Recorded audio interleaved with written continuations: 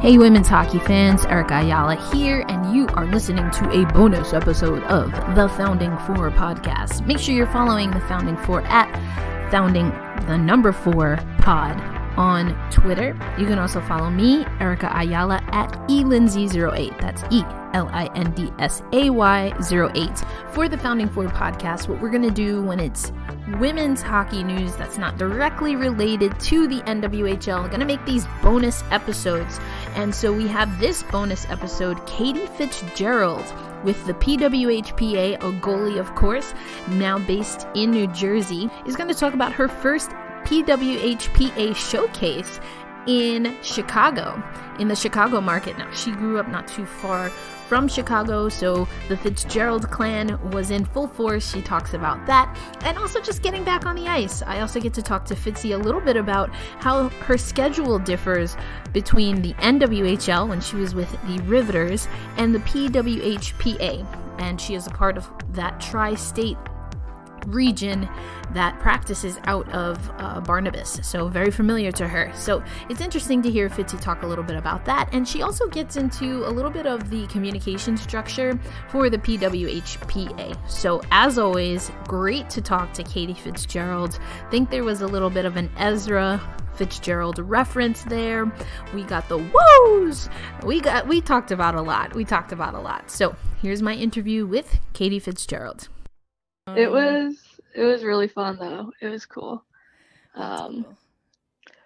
Some family got to make it, and it was the first time a lot of them had seen me play in person since like my second year in the NW. So it's been a while since they were able to make it in person. Let alone have it be like not an extensive travel for them. So it was fun to have a good amount of people there.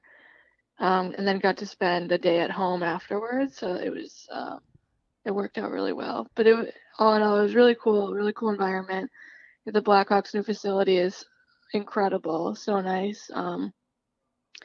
And I think with it being my first PWHPA weekend, like on the ice, it was really cool to have all these people that I've been in like conference calls with, and we've been kind of this united group, but to finally be like in a room with everyone, there was like I think a good percentage of the players there, so to be in a room with everyone, to be on the ice with everyone, it was really cool to finally see it in action. Yeah, I bet, for sure. And so, before we move on too much, I do want to ask if the family had any signs that they were putting up for you. Were they getting on your case, or were they more supportive?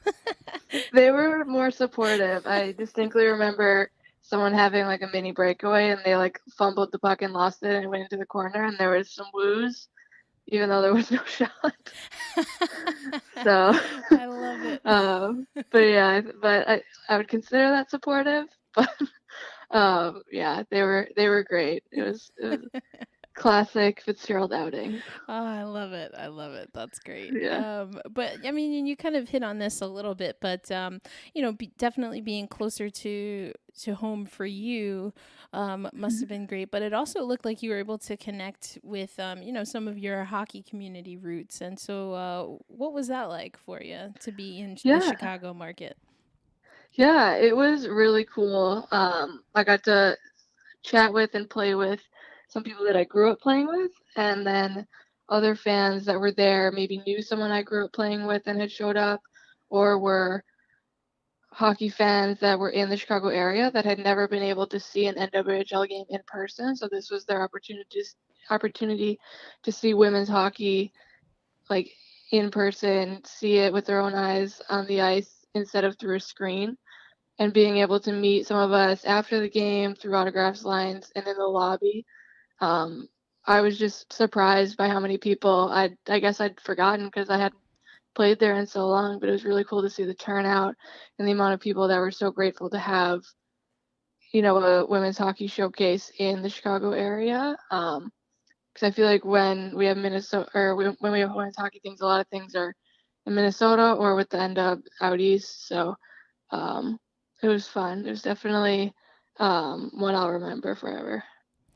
Yeah, and so you were able to get out on the ice, and not only had it been a while for family and folks that you grew up playing with or against or who knew of you, but it'd been a while that since you were in like a game type scenario. So what was it like to get back out on the ice? Yeah, it was good. I honestly wasn't expecting to play. I just wasn't sure, like, with the caliber of players that were there, whether I'd get time, which I was totally fine with, but ended up getting, we Rigsby and I split both games, so I was surprised, but it was fun. First game felt a little odd, just kind of getting back into that game mindset. Didn't quite feel as locked in as I normally would, but then the second game felt a lot better. But it was awesome, and Rigsby was really supportive, really a good goalie partner there, so I was happy to have her on my team.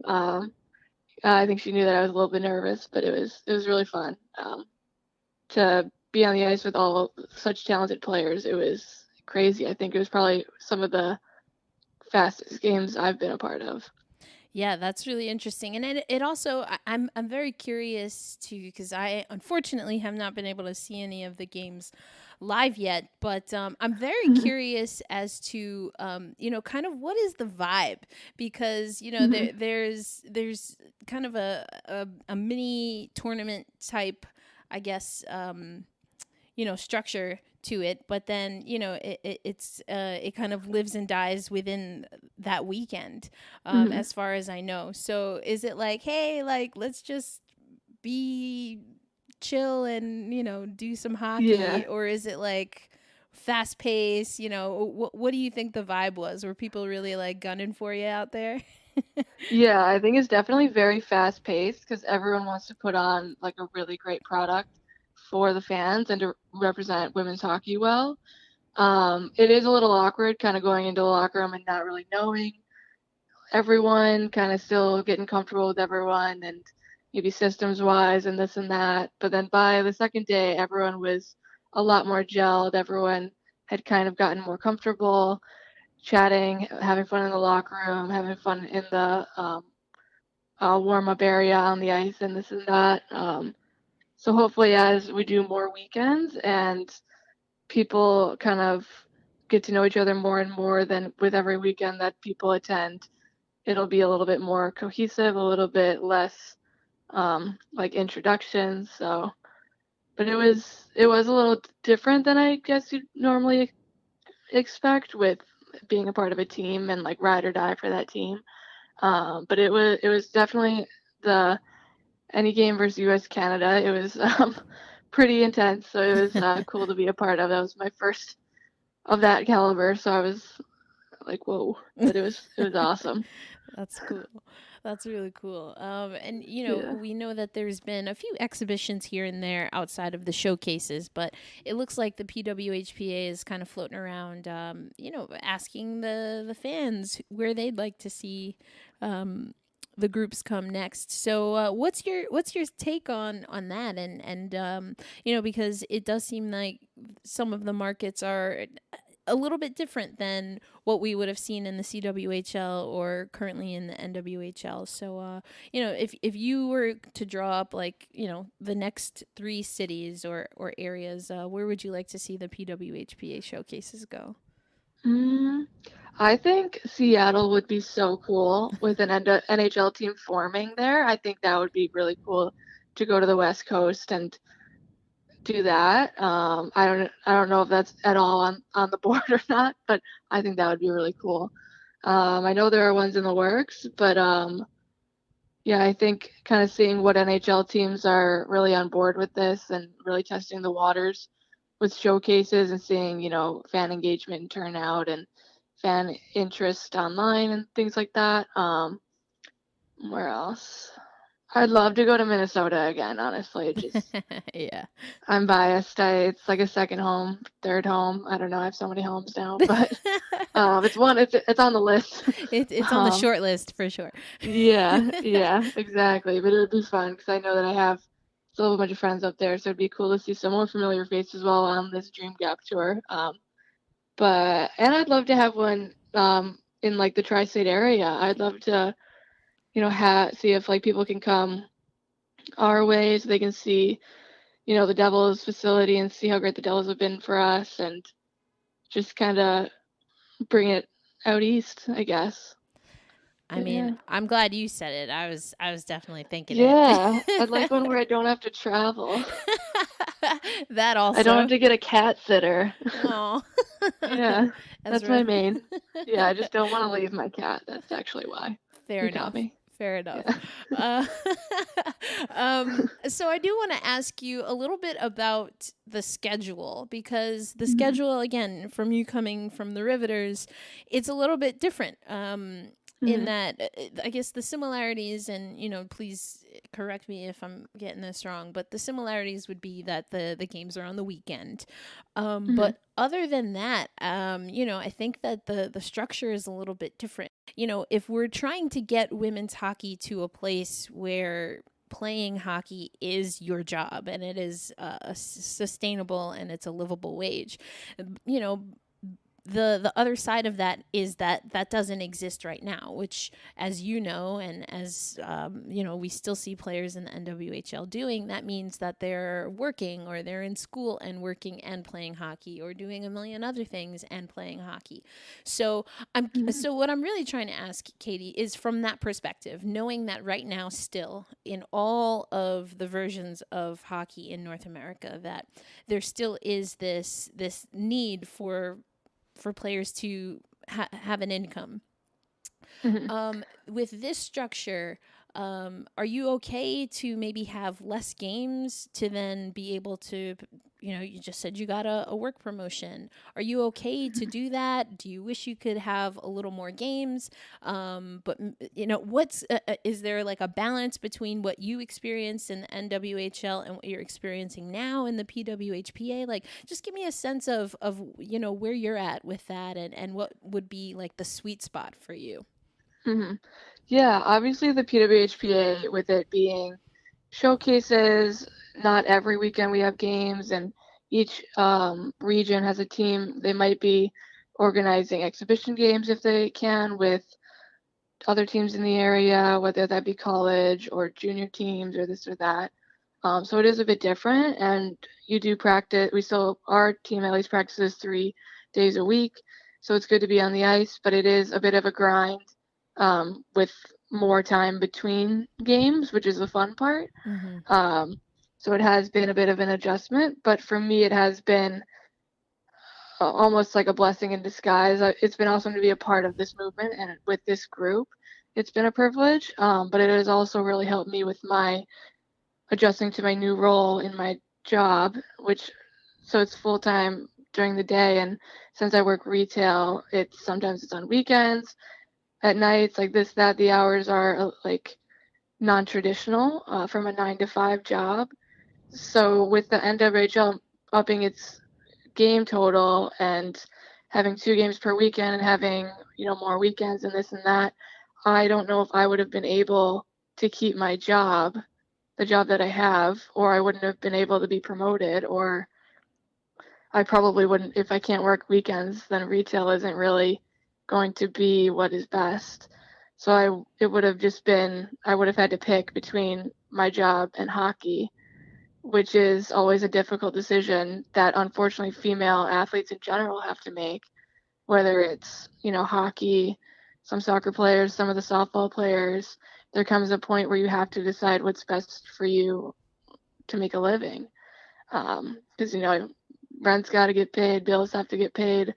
Um, so obviously we want a full season, more than the 16 NWHL games we played previously, but any more than that is kind of tough to get.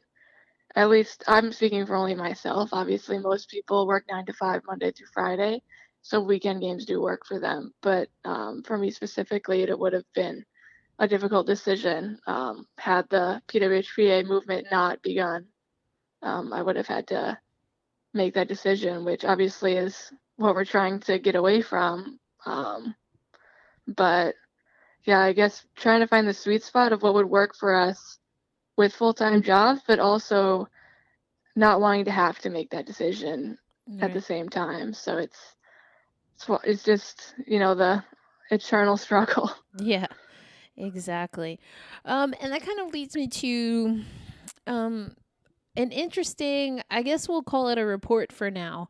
Mhm. That there are conversations that the NHL is having, but not publicly, about preparing something for a women's hockey league if necessary. I'm paraphrasing there, but Some well chosen words. I mean, yeah. So that's what we have. Just your reactions to when you heard. So this is coming from Hockey Night in Canada. Mhm. That report. I guess a little less than a week ago now.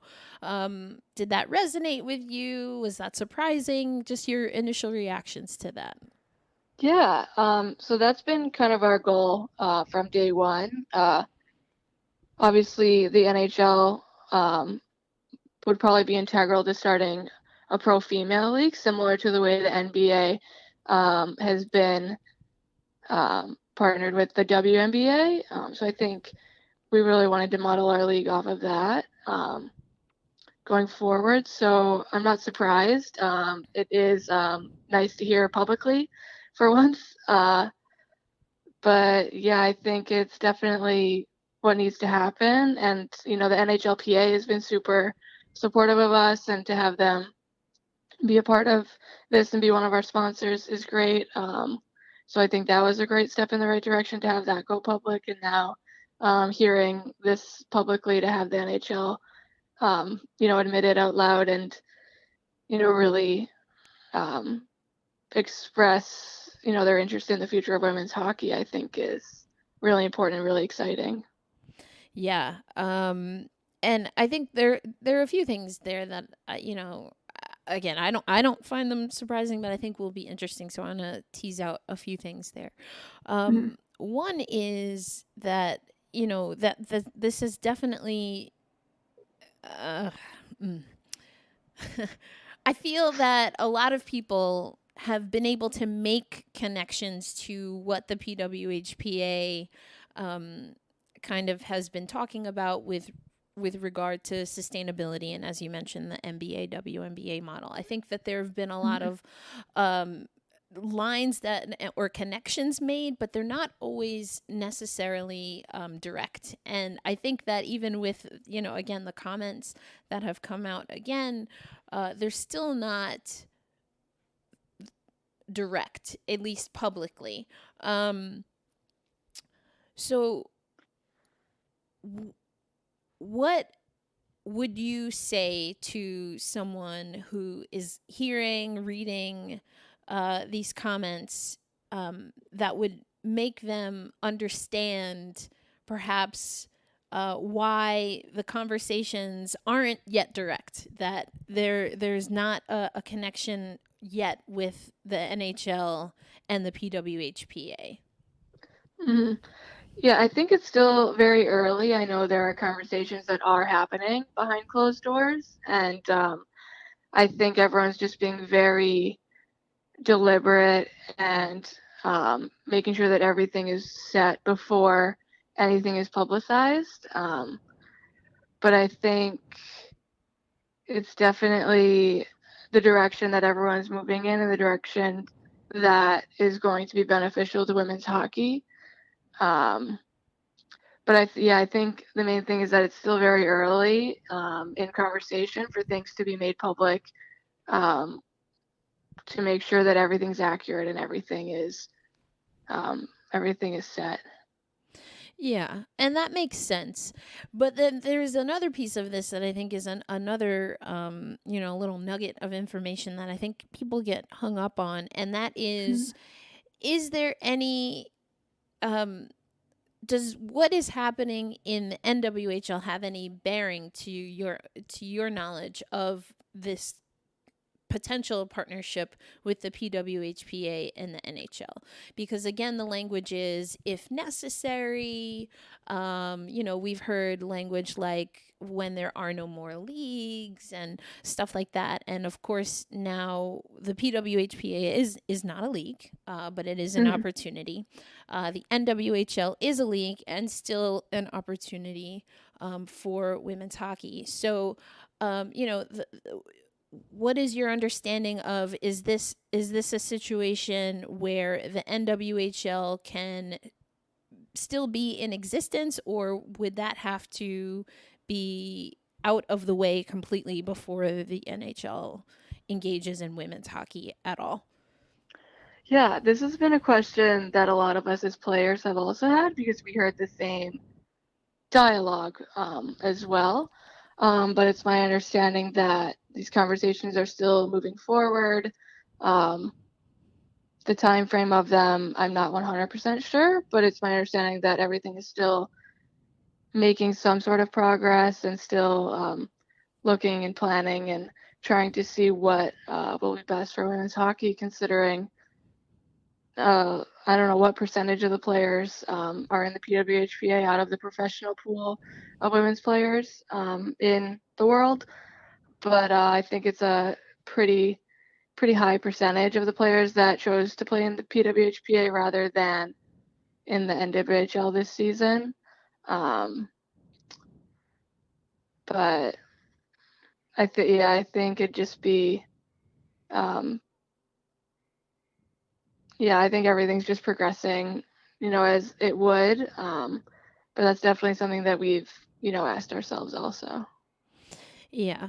And I think with the statements and even what you've said, it does sound promising that the NHL will get involved, but has the group entertained an alternative to moving forward in a manner that's consistent with the PWHPA language and kind of Mhm. vision that does not include the NHL? Are there other models that would maybe either incrementally or quite exponentially move the needle when it comes to what the PWHPA has in mind?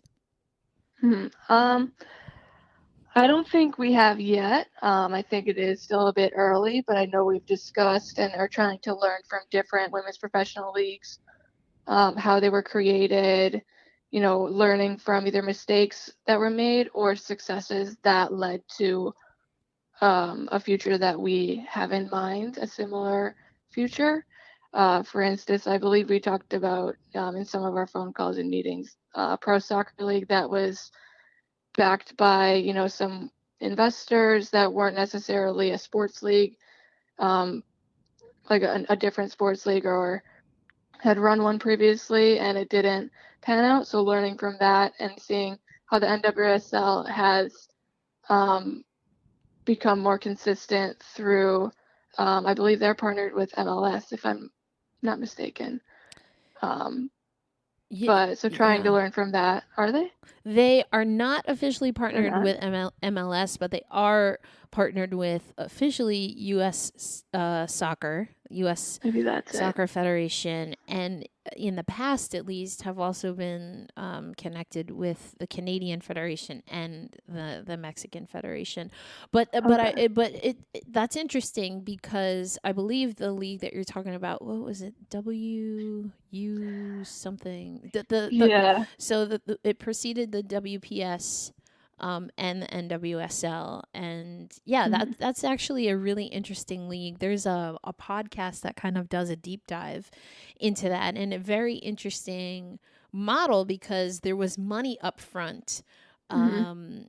which was exciting. And also, if you look at like the Julie Foudies and the 99ers, I guess if you just Mhm. lump them all together, that they were able to kind of step out. Their rift was not with another league because one didn't exist, but with their federation, Mhm. and so they kind of forced the hand of the federation. But as you said, then the spending was not consistent with what was coming in. Mhm. So that's really interesting I'm glad to hear that. As Yeah. an aside, I'm like a super Yeah. women's So yeah, that's sports why I think the nerd when it NHL comes to would this. be like preferred for that reason, just trying to learn from the history of women's sports across the board. So just Hmm. trying to learn from that and make the best decisions possible to set up this league for, if not ourselves, then future generations. So even if we don't get to reap the benefits of it, hopefully we can be a part of setting up one that young girls get to benefit from in the future. Yeah, and I think that's interesting. I mean, I've spoken to a lot of other players, and it makes sense. Like they know the business of hockey, the NHL, that is, of course, and what it takes to run a league. But I'd be remiss, and even in the examples that you've given, and the WNBA, still with them extending their CBA negotiations is a real live example, and the one that most people use as the pinnacle to show that there still is a lingering disconnect when it comes to traditional sports models, um, aka men's leagues, and those men's leagues engaging in the women's game. I mean, there are a number of reasons, Katie, that we could go into why that probably is the case, but I think it's fair to say, just generally speaking, that there tends to be a disconnect, whether it's in what the funding structure is going to be, what the marketing is. Um, has the PWHPA talked about that and maybe ways to alleviate some of that, which again, even the NWSL currently is experiencing, even the WNBA is currently experiencing? Yeah, I think being able to have these leagues to go off of is very helpful in us, again, setting ourselves up to see, how far have they come in X amount of years, and now what are the battles that they're fighting for compared to what we are. I think we're still very much at the ground level. And if we get to a point where we want to fight for better treatment, such as the battles that they're fighting right now, I think that would be a great goal to get to in the future. But again, I think we just have to. They've taken X amount, however long those leagues have been present to get to that point. So I think we really just want to learn from what we can from them to hopefully enter at a better place than maybe their league started. So maybe we can start a little bit, get a little bit of a head start. Um, but then, as time goes, we'll learn, what works, what isn't working, what we want to improve, what things need to change. And hopefully we can also continue to fight. And then even like generations to come can continue to fight, because there's just so much progress that can be made in women's sports across the board. And I think even like as time goes on, there's always going to be, something to work towards in women's sports. I don't think we're ever going to be completely satisfied, which I think is a beautiful thing about women's sports, that it just keeps growing and growing. Where women's soccer was in 99, I remember when they won the World Cup. I remember watching like all of it, and having them fight for their rights. And then eventually USA Hockey in 2017, Yep. then fought for their rights. So seeing just everyone continue to realize their worth and realize their value and get the courage to fight for it, I think will be a continual thing for not only women in sports, but women in general. So um, I think until the gap is closed, we can never, assume how long that will take, but Yeah, got existential there. no, I love it. Like, hello, have we met? Like, I'm here Yeah. for it. I'm totally here for it. Which is actually, Yeah.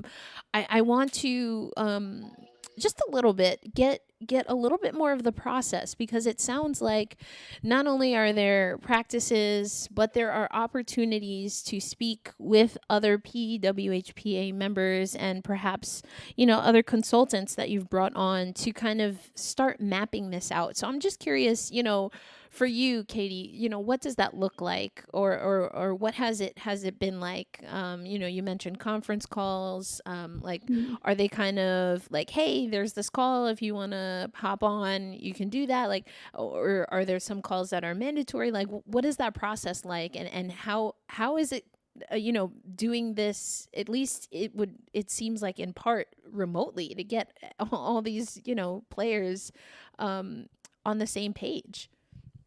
Yeah, it was definitely interesting at first, but so the conference calls happen every few weeks, and we get caught up on all of the work that our board and that the Billie Jean King Foundation and Jana Hefford, all of the work that everyone has been putting in, and the progress that has been made, and all the stuff that's going on behind the scenes that maybe us as players um, aren't aren't aware of, and they catch us up on how much they're doing, how much they're putting into this, and it's so great to see so many people so committed to this cause. But it has been a really cool experience, being um, a part of this, and just being able to have our practices as our tri-state team. That's what we are. We're the tri-state team.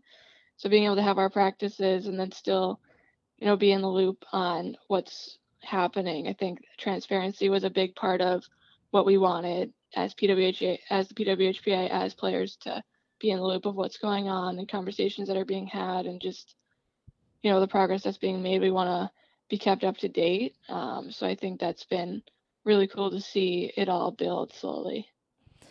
Yeah. That's really, yeah, that's really interesting. I think it's a piece of the process that, at least I haven't read or heard much about, but I think is extremely important. So that's really, thank you for walking me through that. Yeah. And kind of along those lines, and I'm forgetting who I was speaking to about this, but um, you know, there's this other piece of this. If we were just to assume that that the NHL comes in, as it's looking is on track to happen.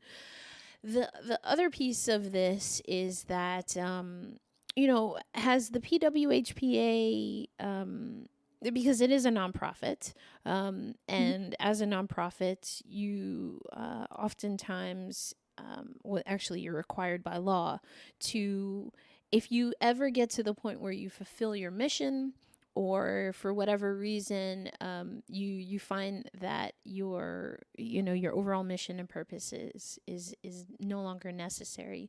There's like a dissolution clause, is what it's called, I believe. But this is my fancy way of saying, has the PWHPA given thought to, if you check all the boxes, everything happens, what will happen to this group now? Because you could find a situation where, whether it's the NHL or any other entity, they don't necessarily want to take on something that's, if not a union specifically, is definitely an organized group of players. Um, so you mean like if we reach our goal of like a new league, a sustainable league, what will happen to the PA? Yeah. Honestly, I'm not sure. My like assumption or initial thought is that it will become a players association, similar to the ones of um, that is usually accustomed to the professional leagues. But I assume that it will just become a players association of whatever name a league takes on. Um, but other than that, I'm not sure. Yeah. I think the PWHPA, so the Professional Women's Hockey Players Association, is a name that the players came up with, um, that best represented us to, represent what we stand for and what our group has united for. So I think if we do end up having a future league that is sustainable and that we are more than happy with, I think the PWHPA will transition into more of a PA to continue to represent the best interest of the players, as it's done for the past few months. Yeah. All right. Definitely gonna keep my finger on the pulse on that one, because I think I think what would be revolutionary for this is that I think even in Europe, to my knowledge, there's no proper union, as in the way the NHLPA is, or the NFLPA is, or even the WNBPA is, where that group can collectively bargain and be kind of that third party conduit between players and the league. So that's particularly why I'm interested, because the CWH. Oh Jesus! There's so many. The Canadian. There's so many acronyms. I know. I'm like, am I saying the right letters? The CWHLPA, and the NWHLPA, similarly to the PWHPA. As of right now, none of those three, or in the case of the CW, formerly, were unions, and. This is probably more for this is a question, or like an academic exercise, more so for those people who will read this that are a little more into unionizing and law and kind of contracts and stuff like that. But there is a bit of a difference in doing things the way things have been done traditionally in women's professional hockey versus how they're done in men's sports. Yeah. Oh. Okay. So from your understanding and your you being privy to PWHPA conversations, is the PWHPA kind of moving in a way that is to be supportive of conversations that are happening with the NHL, or is it more moving in a way to maybe let me say, accelerate conversations that you'd like to have with the NHL? Or maybe is it a little bit of both? Like, what's your understanding of that? I think it might be a little bit of both. I only know like so much from what's reiterated in our meetings. But I think they're definitely, want to be in conversation and, relationship with Gary Bettman, and, have his support and have the league's support. But I think, I think our goal is to have everyone on the same page in the PWHPA and NHL that, this is our goal and this is what we want to do and we want to do it right. And, being respectful to everything, that's going on, whether it's with the NHLPA and their CBA and like anything that they have going on. So it's kind of walking that line of knowing your worth, but knowing the reality and like wanting to have the support and still wanting support and being supportive at the same time. So yeah, that's fair. That's cool. All right, Katie. Well, thank you for spending some time with me to let me pick your brain a little on this stuff. Yeah, no problem. Yeah. Well, hopefully I'll see you sooner rather than later. Yeah. But if not, best of luck throughout the holiday season. Thank you. Oh man, it'll be good. Yeah, all good times. I hope it. All of the money, all of the shopping, I'll send everyone to Lululemon. Yes. All of the sales vibes. Yeah, for Hit those goals. Yeah. All right. Thanks again. Yeah, no problem. Have a good night. Thanks, you too. Always a good time to chat with Katie Fitzgerald. Want to thank her for joining us on a bonus episode of the Founding Four podcast. You can follow Katie Fitzgerald on Twitter at KFitzy94, KFITZY94. And of course, she is playing with the PWHPA. You can follow at PWHPA. Looks like Fitzy and the tri-state area might be in luck. There's a Philadelphia date that's coming up to be announced soon, and we're gonna get a few other dates. You hear Fitzy talk about where she'd like to play, of course, coming back to Barnabas or coming back to the Rock, the Prudential Center. So we'll see if Katie Fitzgerald and and me, to be honest. We'll see if we get our wish. But this is a wrap on another bonus episode of the Founding For podcast. Again, anything that does not directly relate to the NWHL but is women's hockey related, we're gonna bounce over to our bonus episodes. And Fitzgerald, of course, played in the NWHL. She is an NWHL champion with the Metropolitan Riveters, so it's still apropos. Hope you enjoyed this, and thank you as always for those who are part of the Patreon posse who follow my work for the NWHL, and of course the 9 newsletter. That's where you can find all of my hockey stuff. So thank you to all of those who stick it out with me. We're slow rolling on this independent podcast, but we're pushing ahead, and I have you all to thank. So more bonus episodes are coming from my time at the Hockey Canada and USA Hockey Joint Camp in Cranberry Township, PA. So have some great interviews from that.